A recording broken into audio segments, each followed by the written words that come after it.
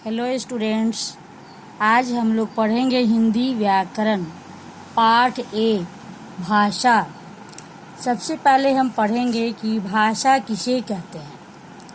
मन के विचारों को बोलकर या लिखकर प्रकट करने का साधन भाषा कहलाता है। हमें अपनी बात दूसरों को समझाने और दूसरों की बात समझने के लिए भाषा की आवश्यकता होती है। जब तुम्हें भूख लगती है तो तुम अपनी मम्मी से कहते हो कि मम्मी मुझे भूख लगी है, और इस बात को सुनकर मम्मी समझ जाती हैं कि तुम्हें भूख लगी है। आओ अब पुस्तक के चित्र से समझते हैं। यहाँ बच्चा विद्यालय में पहले दिन आता है। शिक्षिका बच्चे से पूछती हैं कि बेटा आपका नाम क्या है। बच्चा सुनकर समझ जाता है और वह जवाब देता है कि मैडम मेरा नाम आनंद है। यहाँ अध्यापिका प्रश्न करती हैं और बच्चा उसका उत्तर दे रहा है।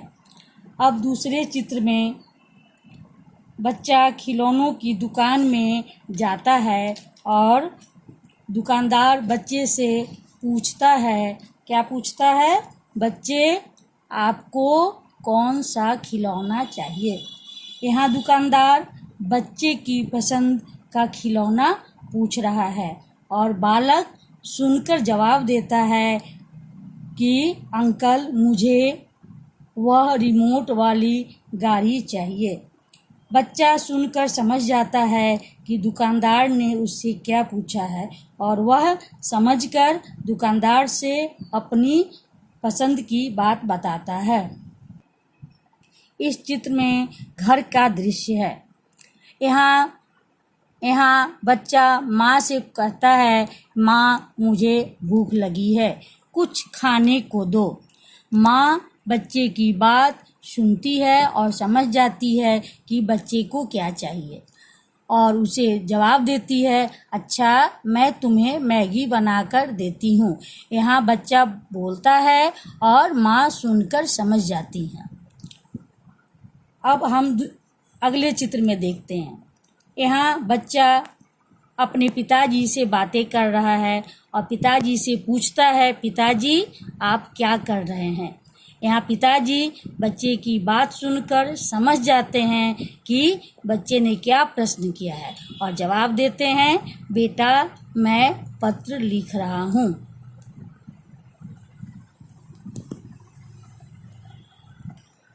इस प्रकार अपनी बात कहने और दूसरे की बात समझने के अपने अपने तरीके होते हैं।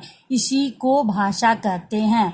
यहाँ पर सबको अपनी बात समझने और समझाने के लिए अलग अलग तरीके होते हैं। कोई अंग्रेजी में समझाता है, कोई हिंदी में समझाता है, कोई पंजाबी में, कोई उर्दू में, कोई मराठी में। तो सबके अलग अलग भाषा होते हैं और वो दूसरा आदमी उसकी भाषा को समझ जाता है।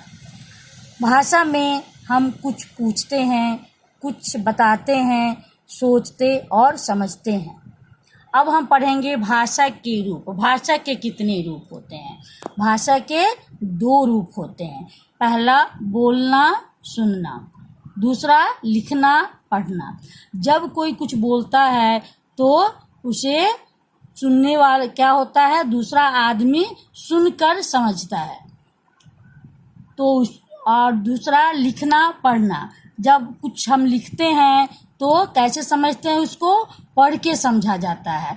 जब कोई कुछ लिखता है तब हम उसे पढ़कर समझते हैं। जैसे यहाँ भाषा लिखा है तो हम कैसे समझेंगे, भाषा पढ़ के समझेंगे।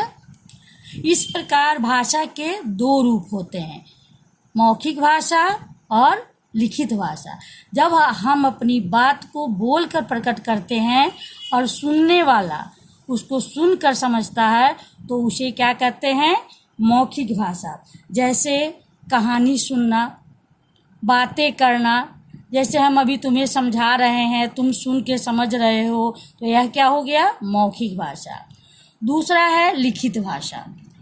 हम अपनी बात लिखकर प्रकट करते हैं, हम अपनी बात को लिखकर समझाते हैं और दूसरा उसको पढ़कर समझता है, तो उसको कहते हैं लिखित भाषा।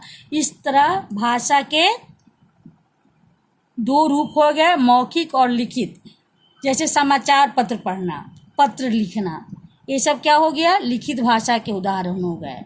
मौखिक भाषा के उदाहरण क्या हो गए, कहानी सुनना, बातें करना। अब सुनना और बोलना मौखिक भाषा के कौशल हो गए, पढ़ना और लिखना लिखित भाषा के कौशल हो गए। इस प्रकार भाषा के कितने कौशल हो गए, 4। सुनना, बोलना, पढ़ना और लिखना भाषा के 4 कौशल हैं। धन्यवाद।